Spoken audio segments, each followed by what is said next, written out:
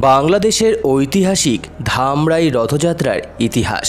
নমস্কার বন্ধুরা, স্বাগত আমাদের চ্যানেলে। সম্পূর্ণ তথ্যটি সংগ্রহ করা আপনাদের কাছে অনুরোধ, ভিডিওটি আপনারা সম্পূর্ণ দেখুন। সুদীর্ঘ ৩৪০ বছরের বেশি সময় ধরে ধামরাইয়ে রথযাত্রা পালিত হয়ে আসছে। ১২০৪ সাল বাংলা থেকে ১৩৪৪ সাল পর্যন্ত ঢাকা জেলার অন্তর্গত মানিকগঞ্জ জেলার সাটুরিয়া থানার বালিয়াটিয়া জমিদারগণ বংশানুক্রমে এখানে ৪টি রথ পরপর তৈরি করেন। ১৩৪৪ বাংলা সালের রথের ঠিকাদার ছিলেন নারায়ণগঞ্জের স্বর্গীয় সূর্যনারায়ণ সাহা। এই রথ তৈরি করতে সময় লেগেছিল ১ বছর। রথটি ত্রিতল বিশিষ্ট, যার প্রথম এবং দ্বিতীয় তলে ৪ কোণে ৪টি প্রকোষ্ঠ এবং তৃতীয় তলে ১টি প্রকোষ্ঠ ছিল। সেই ঐতিহ্যমণ্ডিত সুবৃহৎ রথখানি ১৯৭১ সালে পাকিস্তানের বর্বর হানাদার বাহিনী এবং স্থানীয় সহযোগীরা পুড়িয়ে দেন। ঐতিহ্যমণ্ডিত রথটি পুড়িয়ে দেয় ঠিকই, কিন্তু উৎসব এবং সংস্কৃতির শ্রদ্ধারা থেকে রথযাত্রার উৎসব বিচ্ছিন্ন করতে পারেননি।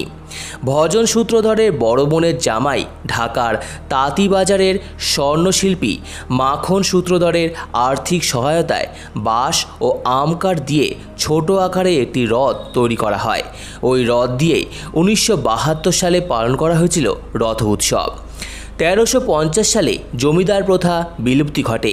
এরপর মির্জাপুরের বাহাদুর রণদাপ্রসাদ সাহার সহযোগিতায় ছোট রথ তৈরি করে আবারও শুরু হয় ধামরাইয়ের ঐতিহ্যবাহী যশোমাধবের রথযাত্রা।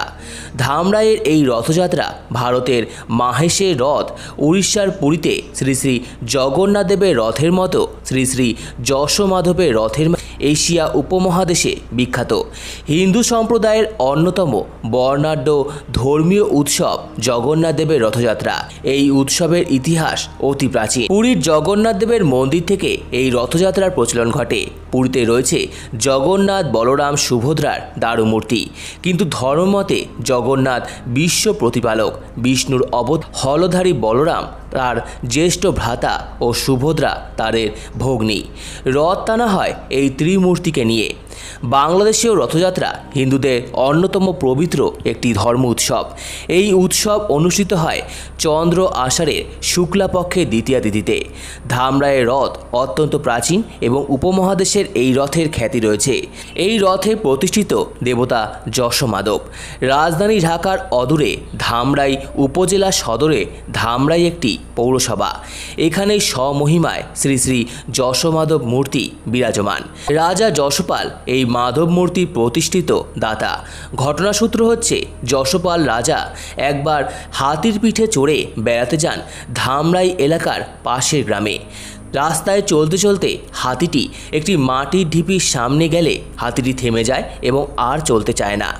রাজা শত চেষ্টা করেও হাতিটিকে সামনের দিকে না নিতে পারলে তিনি অবাক হয়ে যান। তখন থেকে হাতিটির থেকে নেমে স্থানীয় লোকজনকে উক্ত মাটির ঢিপি খনন করার জন্য নির্দেশ দিয়েছিলেন। সেখান থেকে একটি মন্দির পাওয়া যায়। এছাড়া অনেকগুলো মূর্তিও পাওয়া গিয়েছিল। এর মধ্যে শ্রী বিষ্ণুর মূর্তির মতো শ্রী মাধব মূর্তিও ছিল। রাজা ভক্তি করে সেগুলি সঙ্গে করে নিয়ে আসেন। পরে ধামরাই সদরে ঠাকুরবাড়ি ৫০ গ্রামের বিশিষ্ট পণ্ডিত শ্রী রামজীবন রায়কে তিনি উক্ত মাধব মূর্তি প্রতিষ্ঠার দায়িত্বভার দেন।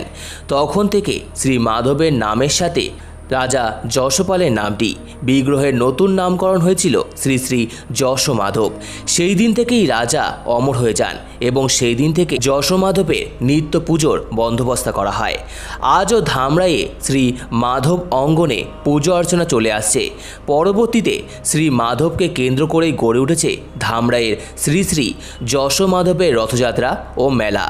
আজও হাজার হাজার ভক্তগণ উপস্থিত হন তাদের ঐতিহ্যবাহী ধর্মীয় অনুষ্ঠান রথযাত্রা প্রতি বছর সম্পন্ন করে থাকেন। রথযাত্রার সাথে গড়ে ওঠে বিভিন্ন রকমের আয়োজন। সম্পূর্ণ ভিডিওটি দেখার জন্য আপনাদের সকলকে অসংখ্য ধন্যবাদ। ভিডিওটি ভালো লেগে থাকলে অবশ্যই লাইক, কমেন্ট, শেয়ার এবং চ্যানেলটিকে অবশ্যই সাবস্ক্রাইব করুন। ধন্যবাদ।